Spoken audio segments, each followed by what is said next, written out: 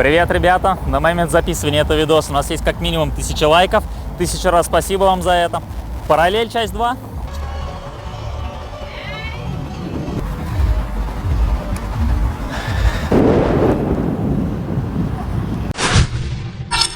Я обещал технику в 5-10 раз легче. Так оно и будет. И нам для этого понадобится слайдовая дорожка.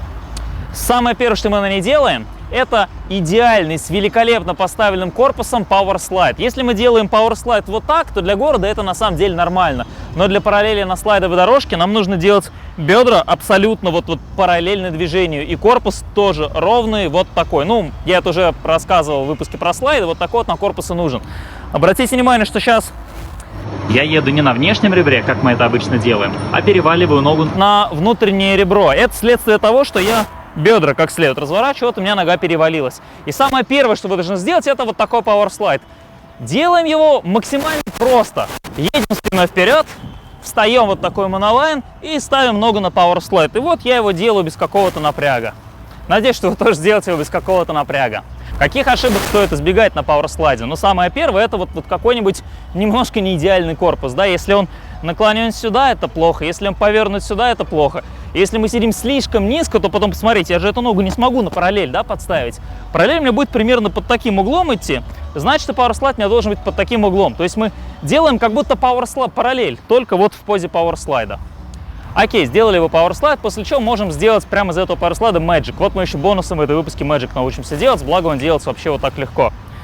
Ставим эту ногу, едем в Power Slide, после чего нам нужно просто взять и силой вот эту ногу мощным движением повернуть так, чтобы колено нас смотрело внутрь слайда, и угол был вот здесь не 90 градусов, и ни в коем случае не больше 90, а меньше 90 градусов.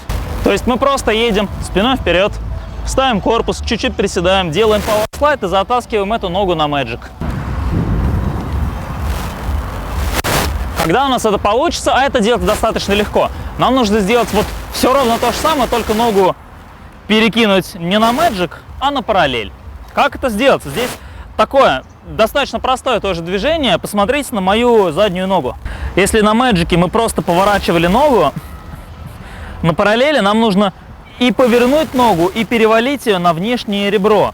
Это делается таким единым движением. Мы как бы подгребаем этой ногой вот сюда. Как бы вот такое подгребающее немножко движение. Вот сюда, вот это движение, носком мы прям прокручиваем сюда ногу. Ну и понятное дело, что у нас при этом ни в коем случае не должен быть вот такой корпус. Мы должны ехать идеально, чтобы нам осталось ногу, которая у нас сейчас достаточно неудобно вывернута, просто повернуть в ее вот нормальное комфортное положение. И, собственно, скользить дальше.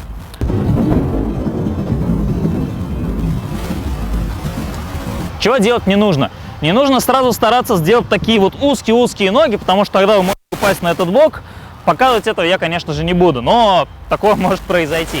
Ничего страшного нет в том, что вы после поворота этой ноги останетесь на таких широких ногах. Если у вас задняя нога завалена на внешнее ребро, это все равно считается параллелем. Потом вы научитесь делать его вот таким узким, как вам нравится. А чего еще не нужно делать? Не нужно делать это на разгрузке наверх. То есть есть такая манера исполнения ошибочная. Когда мы едем в приседе, потом как бы встаем на параллели, даже вот на слайдящей дорожке я сейчас умудрился воткнуться. Вот вставать никуда не нужно. Я как ехал, так и еду, только вот эту ногу провернул, и все, дальше себе спокойно скольжу. Окей, допустим, мы научились делать параллель со спины. Хотелось бы делать его теперь еще и с лица. Это делается очень легко, гораздо легче, чем на сухом асфальте. Для того, чтобы выйти с лица, нам нужно подготовиться к выходу на слайд. Для этого мы ставим хороший правильный корпус, низко как следует садимся и заваливаем оба ролика в сторону параллели. После чего нам сейчас не нужно будет делать вот этот сложный вопросительный знак, как был на сухом асфальте. Мы просто вытолкнем ноги вперед. Сейчас покажу, потом расскажу, в чем тут особенность.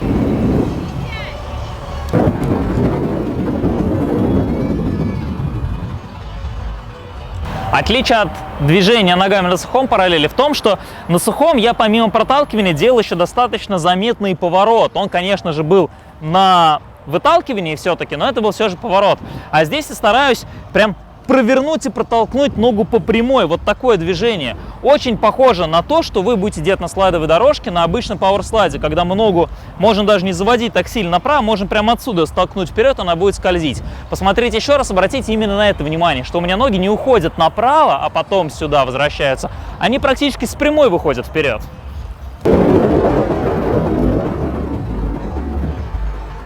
Здесь две самых частых ошибки. Первая — это недостаточно глубокий присед, то есть люди едут вот так, потому что в такой позе ехать довольно трудно. И пытаться сделать из него параллель, это может быть тяжело. Поэтому есть хороший секрет. Вы едете, подготовившись к параллели, и прямо перед выходом на слайд сделайте такую пружинку и делайте параллель прямо из нее. Я сам постоянно так делаю и всем, в общем-то, рекомендую. Вот такая штука.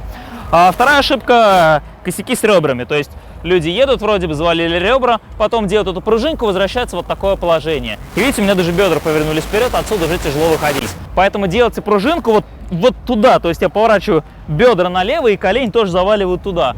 И из этого положения уже выхожу на слайд, и дальше мне все становится легко и хорошо. Все, это все про выход на параллель на слайдовой дорожке. Чего делать не нужно? Менять экспозицию. Здесь самая частая ошибка — это смена экспозиции.